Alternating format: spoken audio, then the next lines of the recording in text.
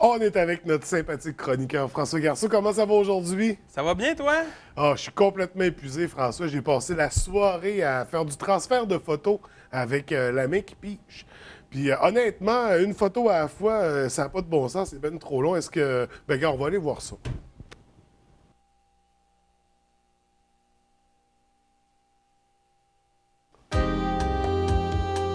Oh, oh, oh, oh.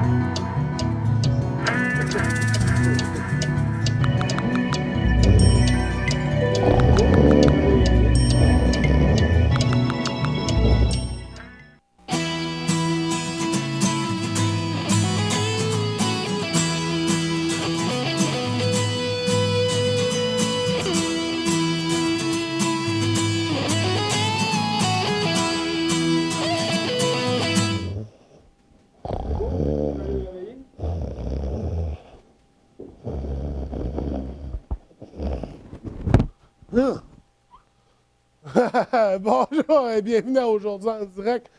Ce matin, comme tu as pu le voir, j'en ai vraiment eu pour la soirée. Est-ce qu'il y a des solutions pour que ça soit plus rapide? Oui, il y a des solutions.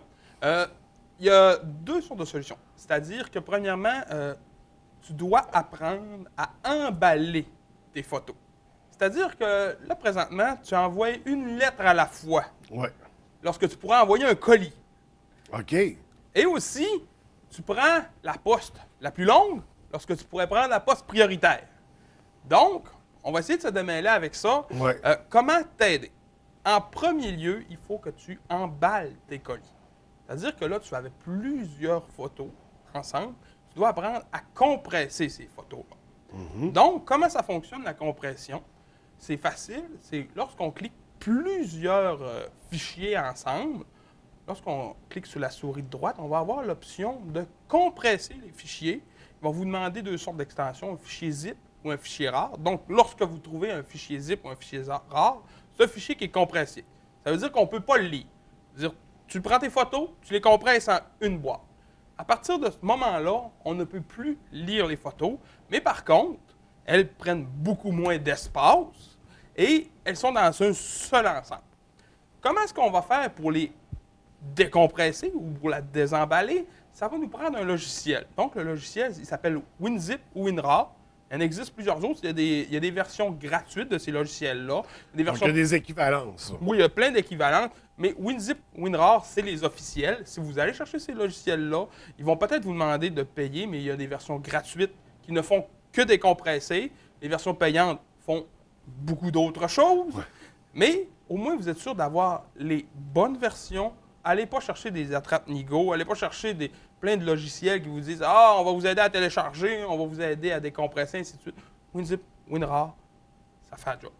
Aussi Donc, simple que ça. lorsqu'on a un fichier zip rare, si vous cliquez dessus, il ne s'ouvrira pas.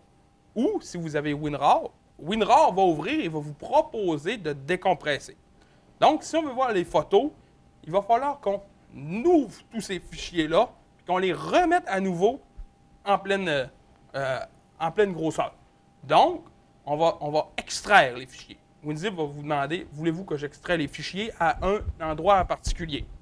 Donc, vous faites l'extraction de fichiers et vous allez dans un répertoire qui va vous demander comment voulez-vous appeler le nouveau dossier avec vos photos.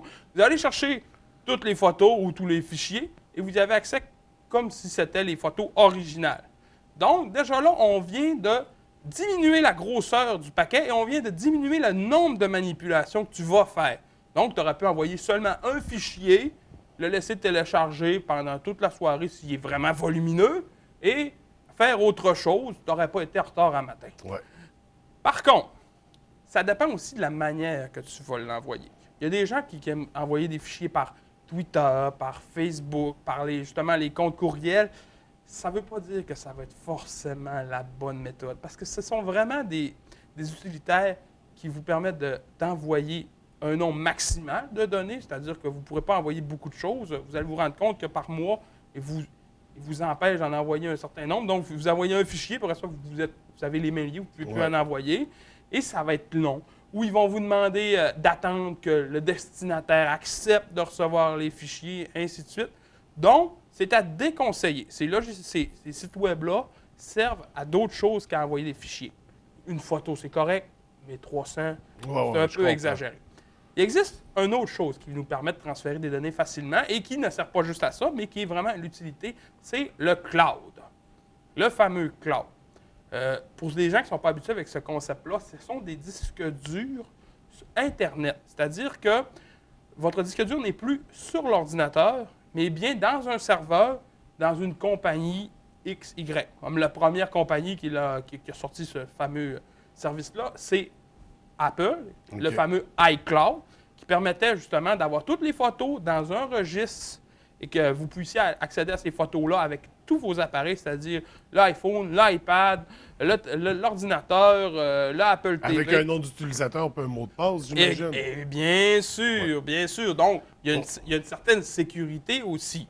Donc, ce que ça vous permet, c'est que ça vous permet d'emmagasiner des choses et d'aller les chercher avec n'importe quelle machine. Si vous faites ça, par contre, il faut que vous ayez confiance à la personne que vous donnez votre mot de passe et ainsi de suite, ou que vous soyez là pour faire la manipulation. Ou on le change régulièrement. C'est ça. Vous changez les mots de passe à la limite et vous devriez toujours changer les mots de passe régulièrement. Donc, vous commencez à emmagasiner des choses, justement, sur votre cloud, votre nuage, et vous allez les chercher ou vous envoyez le lien à d'autres personnes pour aller les chercher. Maintenant, quel cloud on utilise? Parce que maintenant, la popularité est de plus en plus grandissante. Parce qu'on sait faire ce qu'on appelle des backups, des données de sûreté, deviennent de plus en plus importants. On ne veut pas perdre tout ce qu'on a, mais les lecteurs physiques ont leurs limites. Je vous donne un exemple. J'ai rencontré un client qui a eu un incendie chez lui, et lorsque les pompiers sont venus, ils ont arrosé partout.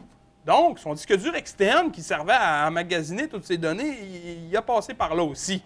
Donc, il a tout perdu ses souvenirs. S'il aurait utilisé justement le nuage, le cloud, il aurait encore été capable d'aller chercher toutes ses photos et ainsi de suite. Donc, dans le meilleur des mondes, on utilise tout ça pour avoir le plus de backup possible. Oui, c'est exact. Mais là, quand vous allez prendre justement votre nuage, plusieurs compagnies se sont maintenant lancées sur l'exploitation du nuage. Il faut faire attention. Ouais. Si vous voulez aller avec la sécurité et la sûreté, Google a son service de nuage qui vous offre je crois, 10 gigs gratuitement de base que vous pouvez aller. Okay. Donc, vous avez la sécurité du nom. Si vous allez sur d'autres sites un peu plus obscurs, on ne peut pas vous garantir. Moins connus, moins populaires. C'est ça.